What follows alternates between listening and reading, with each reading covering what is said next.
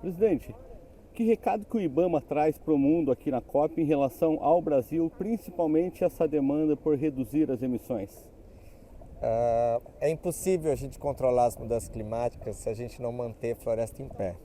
As florestas do mundo, elas mandam uma quantidade muito grande de umidade para a atmosfera. As nuvens refletem uma parte significativa da radiação solar. Então, as florestas do mundo são um grande ar-condicionado, além de fábricas de produção de água. Então, no caso específico do Brasil, obviamente todo mundo está de olho, porque a gente tem a maior floresta tropical do mundo, 2/3 da Amazônia estão no Brasil, e todo mundo cobrava do Brasil. Vitrine. Todo mundo cobrava do Brasil a redução do desmatamento. Esse ano a gente evitou o desmatamento de 500 mil de hectares, uma redução de 50% de desmatamento evitado na Amazônia. Isso faz com que o Brasil possa sentar na mesa e liderar uma série de negociações que são importantes para todos os setores, inclusive para a agricultura brasileira. Então eu não tenho dúvida de que os resultados do nosso trabalho, os resultados da implementação do plano de prevenção e combate ao desmatamento estão trazendo bons resultados aqui. Você falou que o Brasil consegue sentar à mesa e tem mais espaço para discussão e para acordos. É um ativo hoje, inclusive diplomático, a questão da floresta no Brasil para essas negociações? O mundo não vai conseguir controlar as mudanças climáticas se o mundo não manter as florestas em pé. E por isso é tão importante esse tema, não só para o Brasil, para alguns países vizinhos como Colômbia, Equador e Peru, para a região da área central do continente africano, que é a região do Congo, para a região da Indonésia, Malásia. É essencial que essa cobertura florestal seja mantida. O presidente falou que conseguimos evitar, reduzir em 50% o desmatamento. Qual que é a base que a gente tem de comparação? A base que a gente tem são os dados do PRODES, né? O IBAMA trabalha com os dados do INPE. O INPE monitora, o nosso Instituto Nacional de Pesquisas Espaciais monitora desde 1985 a cobertura florestal do Brasil, e a gente tem dados principalmente para os ambientes florestais como a Amazônia e Mata Atlântica.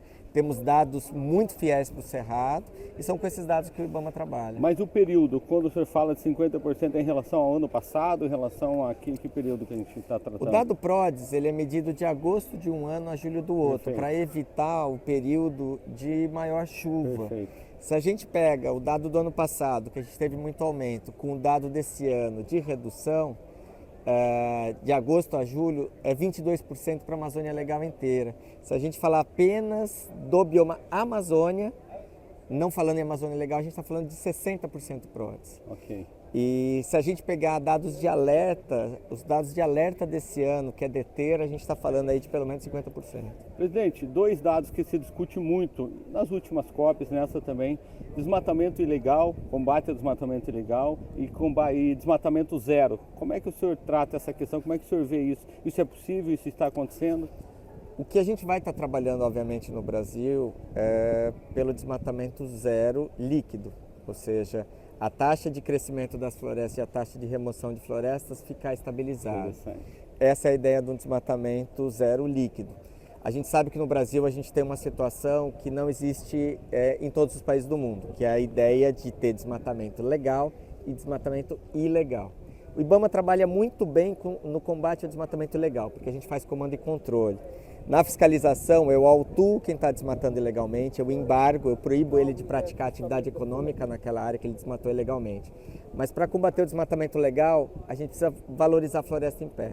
E aí é uma estratégia econômica, não é uma estratégia que está na mão do IBAMA, é uma estratégia de você remunerar o produtor que tem floresta na sua propriedade, que tem excedente de floresta na sua propriedade, para que em vez dele produzir naquela área, ele decida resolver manter floresta. Para a gente finalizar, uma das frentes para reduzir emissões é combate ao desmatamento. A outra é agricultura e pecuária de baixo carbono. Existe essa visão desse trabalho integrado no governo, nessas duas frentes?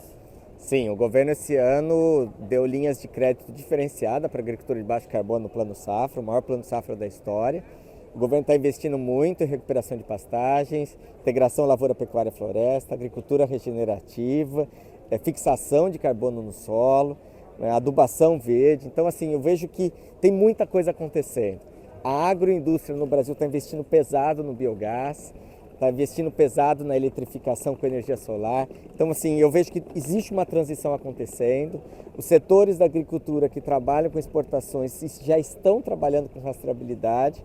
Então, assim, existe muito avanço acontecendo e a gente precisa, obviamente, de mais investimento, de mais política pública para, de fato, a gente poder ver crescer, ver florescer todo esse mercado. Presidente, obrigado. Eu que agradeço. Um abraço. Um abraço. Planeta Campo, patrocínio. JBS, há 70 anos alimentando o que alimenta o mundo. UPL, reimaginando a sustentabilidade. Apoio, SLC Agrícola, produzindo com eficiência e sustentabilidade. Infinity, gestão de resíduos. Campo Forte, o nosso forte é fazer você produzir mais. Cotton Wrap, melhor solução para enfardamento de algodão, 100% brasileira. Associação Brasileira dos Criadores de Zebu, a BCZ de todos.